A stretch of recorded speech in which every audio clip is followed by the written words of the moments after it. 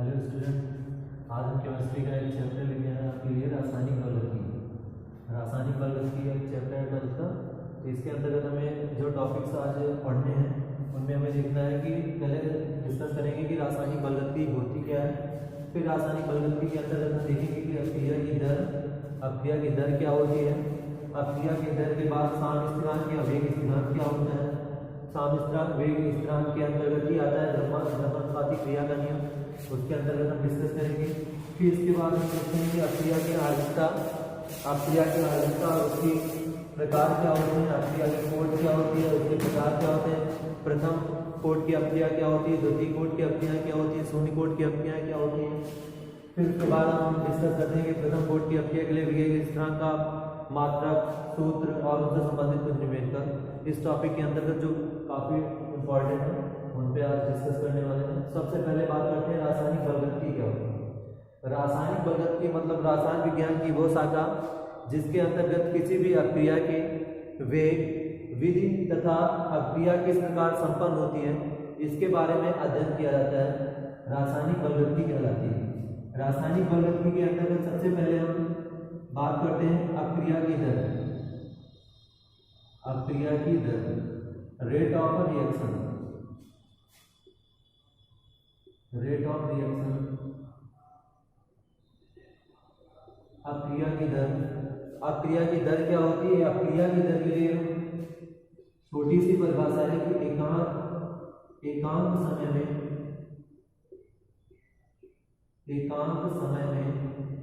अभिकारक पदार्थों की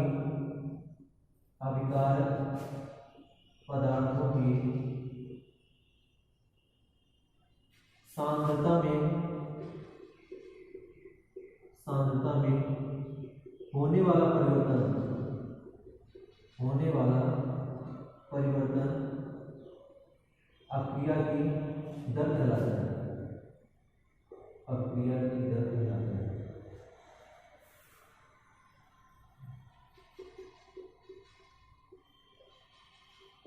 मतलब कि अपक्रिया की दर क्या होती है, रेट ऑफ रिएक्शन क्या होती है। किसी भी इकाई समय में अपकारक पदार्थों की सांद्रता में जितना परिवर्तन होता है वही अपक्रिया की दर कहलाती है।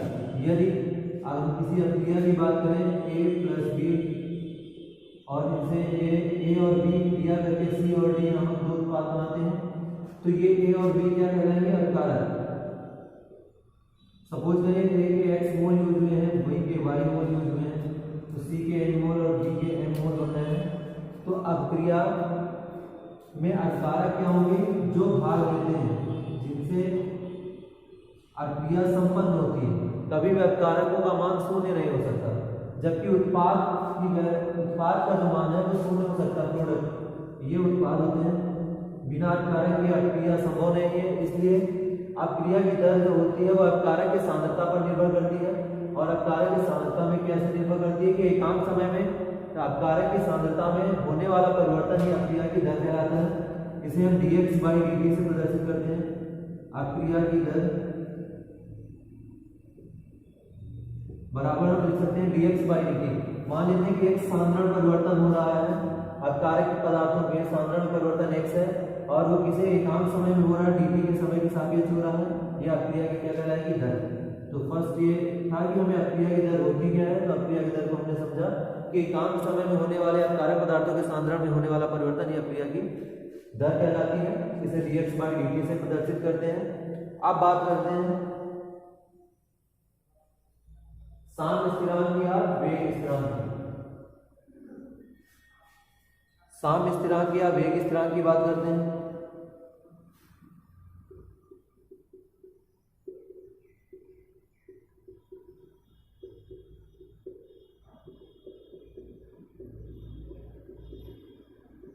साम्य स्थिरांक या वेग स्थिरांक। तो इससे पहले हम समझते हैं कि द्रव्यानुपाती क्रिया का नियम क्या था। द्रव्यानुपाती क्रिया का नियम, द्रव्यानुपाती क्रिया का नियम जो था वो था कि किसी भी गुल्डबर्ग तथा बाकी जो वैज्ञानिक थे, गुल्डबर्ग तथा बाकी, इन्होंने एक द्रव्यानुपाती क्रिया का नियम दिया था। इनके अनुसार क्या था कि किसी भी अपक्रिया की जो रेट ऑफ रिएक्शन होती है, अपक्रिया की दर, वह कारक पदार्थों के सांद्रणों के गुणनफल के समानुपाती होती है। अक्रिया की दर प्रोपोर्शनल टू और कारक पदार्थों के सांद्रणों का गुणनफल।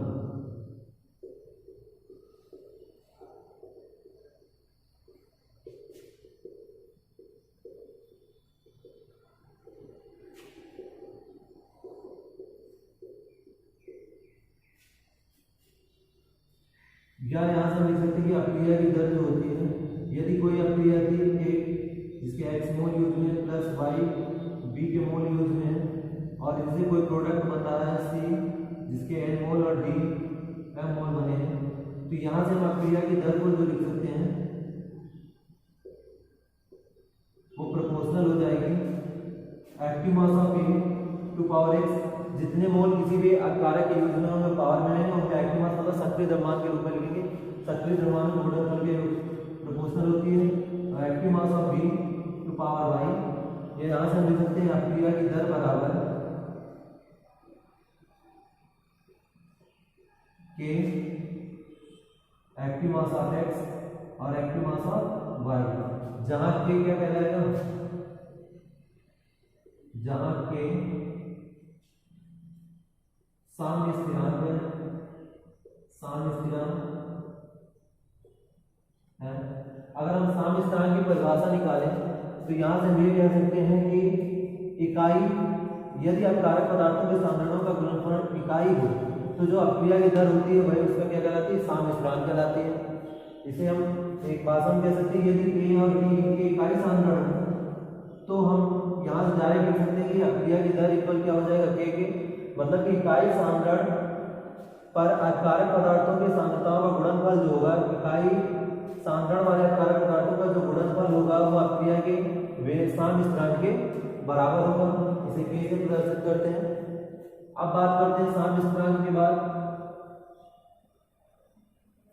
अक्रिया की मोटी क्या होती है, अक्रिया की आणविकता क्या होती है। बात करते हैं अक्रिया की आणविकता।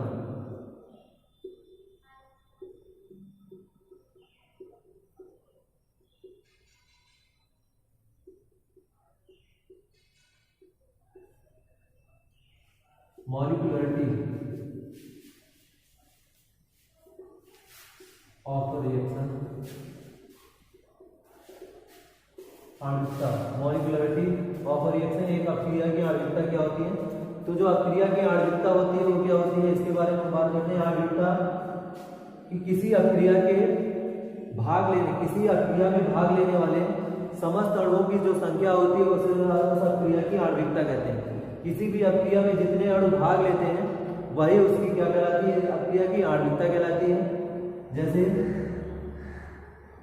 कुछ भी है, हम दे रहे हैं a प्लस बी और इससे c प्लस डी बन रहा है, तो यहाँ पे रिएक्टेंट जो है, रिएक्टेंट मतलब अभिकारक पदार्थ के जितने अणु भाग लेंगे वही उसकी क्या कहलाएगी, आणविकता कहलाएगी उस अक्रिया की।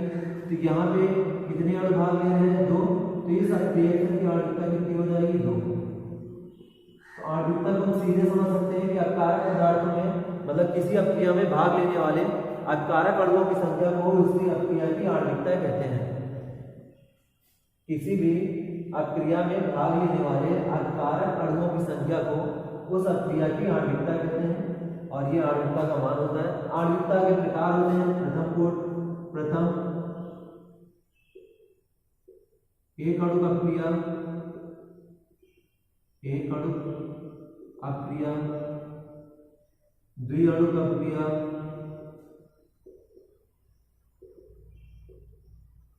और त्रिअणु अक्रिया। मतलब एक अणु अक्रिया का मतलब है कि ऐसी अक्रिया जिसमें अभिकारक का सिर्फ एक अणु यूज हुआ हो, एक अणु अक्रिया कहलाती है। जबकि द्विअणु अक्रिया मतलब कि ऐसी अक्रिया जिसमें अभिकारक के 2 अणु यूज हुए हो, द्विअणु अक्रिया कहलाती है। लेकिन इसके लिए हम कभी ये शून्य अणु अक्रिया नहीं कह सकते। शून्य अणु अक्रिया पॉसिबल ही नहीं। क्यों पॉसिबल नहीं? क्योंकि शून्य अणु अक्रिया हो ही नहीं सकती, क्योंकि जब अभिकारक के शून्य अणु अक्रिया का मतलब हो जाएगा कि अभिकारक के एक भी अणु भाग नहीं ले रहे हैं, और अभिकारक के अगर एक भी अणु भाग नहीं लेंगे तो मतलब अक्रिया संभव ही नहीं है। इसलिए कभी भी शून्य अणु अक्रिया हो ही नहीं सकता। तो बस अक्रिया की अगर हम क्रिया की आणविकता के अगर प्रकार देखें तो आणविकता के प्रकार हो जाते हैं एक अणु अपक्रिया, द्विअणु अपक्रिया, बहुअणु अपक्रिया। अब बात करते हैं अपक्रिया की कोटि की। कोटि क्या होती है? Order of reaction. अपक्रिया की कोटि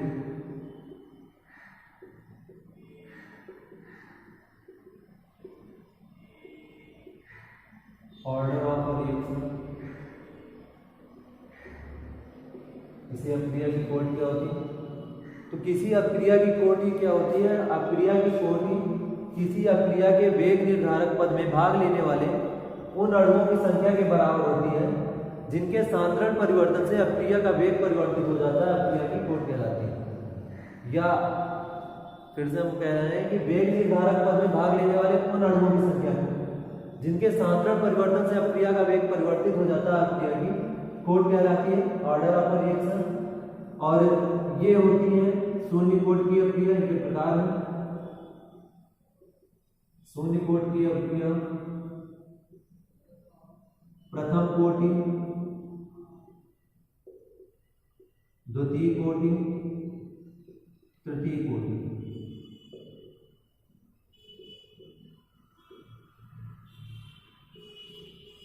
तृतीय कोटि बहुत रेयरिटी केस में होते हैं, बस यही तीन हमें मिलती है, शून्य कोटि की अपक्रिया, प्रथम कोटि की अपक्रिया और द्वितीय कोटि की अपक्रिया। तो अपक्रिया की कोटि एक बार फिर समझ लेते हैं अपक्रिया की कोटि क्या होती है। जैसे हमने आणविकता में देखा कि आणविकता में भाग लेने वाले, किसी भी अपक्रिया में भाग लेने वाले कुल अणुओं की संख्या उसकी आणविकता कहलाती थी, जबकि कोटि में ऐसा नहीं है। कोटि में किसी भी अपक्रिया के वेग निर्धारक पद में भाग लेने वाले उन अणुओं की संख्या जिनके सांद्रण परिवर्तन से अपक्रिया का वेग परिवर्तित होता है, अपक्रिया की कोटि कहलाती है। अपक्रिया की कोटि मुख्यतः तीन प्रकार से, शून्य कोटि की अपक्रिया, प्रथम कोटि की अपक्रिया, द्वितीय कोटि की अपक्रिया। तृतीय कोटि की अपक्रिया को बहुत ही रेयरली लिया जाता है, तो तृतीय कोटि की अपक्रिया बहुत कम मिलती है। अब बात करते हैं कि शून्य कोटि की अपक्रिया क्या होती है। शून्य कोटि की अपक्रिया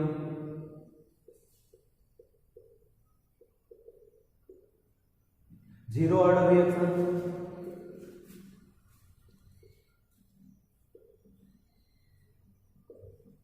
शून्य कोटि की अपक्रिया मतलब कि ऐसी अपक्रिया जिसकी कोटि शून्य हो, मतलब कि जो अपक्रिया का वेग हो वो अपकारक के किसी भी सांद्रण पर निर्भर ना करता हो, ऐसी अपक्रिया क्या कहलाएगी? शून्य कोटि की अपक्रिया कहलाएगी।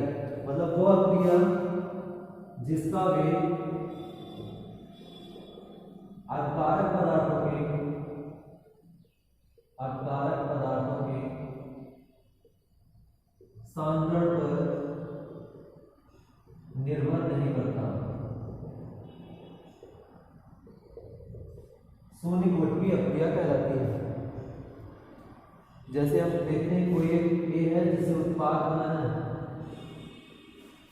तो यहां से वेग जो होगा अपक्रिया का वेग हो जाएगा dA/dt, मतलब कि अपकारक पदार्थ के सांद्रण में कितना परिवर्तन हुआ है। तो यहाँ से मुझे लिख सकते हैं प्रोपोर्शनल टू हो गए dA/dt, यहाँ से K active mass of A to power 0, और मतलब यहाँ से क्या हो जाएगा कि जो अपक्रिया का वेग है वो अपकारक पदार्थ के किसी भी सांद्रण पर निर्भर नहीं कर रहा है, अतः जो अपक्रिया की कोटि होगी वो कितना होगी? शून्य कोटि की अपक्रिया कहलाएगी। इनके कुछ एग्जाम्पल हैं।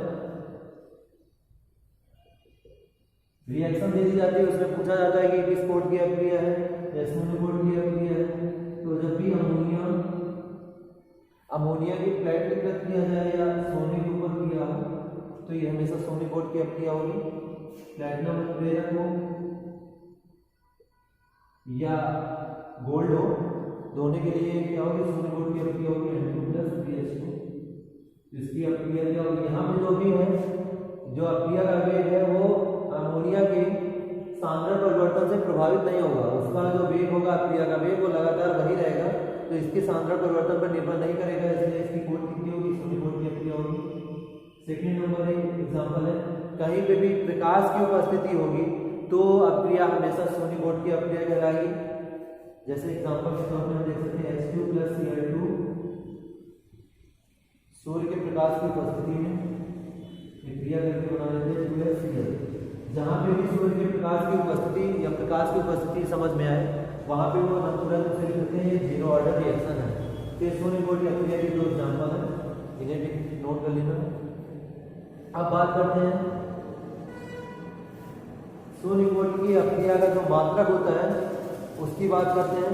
तो सोनी कोट की अक्रिया के लिए सोनी कोट की अक्रिया के लिए वेग स्थिरांक, जो वेग स्थिरांक के होता है का मात्रक जो होता है का मात्रक, ये भी इंपॉर्टेंट है, ऑप्शनल में पूछा जाता है। Mole litre inverse second inverse होता है। मोल लीटर इनवर्स समय इनवर्स सोनी कोट की अक्रिया के लिए वेग स्थिरांक का मात्रक होता है। ये ऑप्शनल में पूछा जाता है, एक नंबर क्वेश्चन में आता है कि सोनी कोट की अक्रिया के लिए वेग स्थिरांक का मात्रक क्या होता है, तो मोल लीटर इनवर्स समय इनवर्स। अब बात करते हैं प्रथम कोट की अक्रिया की। प्रथम कोट की अक्रिया, प्रथम कोट की अक्रिया क्या होती है, तो ऐसे अक्रिया जिसमें अकारक का जो वेग है या अक्रिया का जो वेग है, अक्रिया का वेग अकारक के किसी एक पदार्थ के सांद्रण परिवर्तन पर निर्भर करता है, अक्रिया की कोटि प्रथम कोट की अक्रिया कहलाती है। यदि अक्रिया का वेग किसी एक पदार्थ के सांद्रण पर निर्भर करता है तो ऐसी अक्रिया प्रथम कोट की अक्रिया कहलाती है। एग्जाम्पल के तौर पर इसे देख सकते हैं। First H2O2 plus H2O2 arrow H2O plus half O2। तो यहाँ पे जो अक्रिया का वेग है वो केवल हाइड्रोजन पेरोक्साइड पर डिपेंड करेगा, मतलब एक सांद्रण परिवर्तन हो रहा है, कारक के एक सांद्रण परिवर्तन से अक्रिया का वेग परिवर्तित हो रहा है, इसलिए क्या हो जाएगी प्रथम कोट की अक्रिया। सेकंड एग्जांपल के तौर पे हम देख सकते हैं N2O5, तो ये 2NO2 प्लस हाफ O2, ये भी क्या होगी प्रथम कोट की अक्रिया, क्योंकि यहाँ पे केवल N2O5 के सांद्रण परिवर्तन से अक्रिया का वेग परिवर्तित हो जा रहा है, ये हो जाएगी प्रथम कोट की अक्रिया। मतलब प्रथम कोट की अक्रिया है क्या, प्रथम कोट की अक्रिया मतलब कि ऐसी अक्रिया जिसमें जो अक्रिया का वेग है वो अकारक के किसी एक पदार्थ के सांद्रण परिवर्तन पर निर्भर करता है, प्रथम कोट की अक्रिया कहलाती है। एग्जाम्पल के तौर पे ये दोनों देख लेना है। अब बात करते हैं प्रथम कोट की अक्रिया का। प्रथम कोट की अक्रिया के लिए वेग स्थिरांक का मात्रक,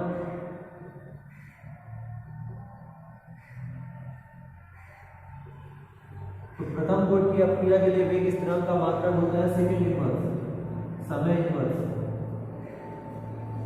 ये ऑप्शनल में आ जाता है कभी कभी, इसके लिए नोट करना है कि प्रथम कोट की अक्रिया के लिए वेग स्थिरांक का मात्रक। अभी इनके लिए वेग स्थिरांक के लिए सूत्र भी है, उन्हें आगे डिस्कस करेंगे नेक्स्ट वीडियो में। ये प्रथम कोट की अक्रिया हो गई। अब बात करते हैं द्वितीय कोट की अक्रिया।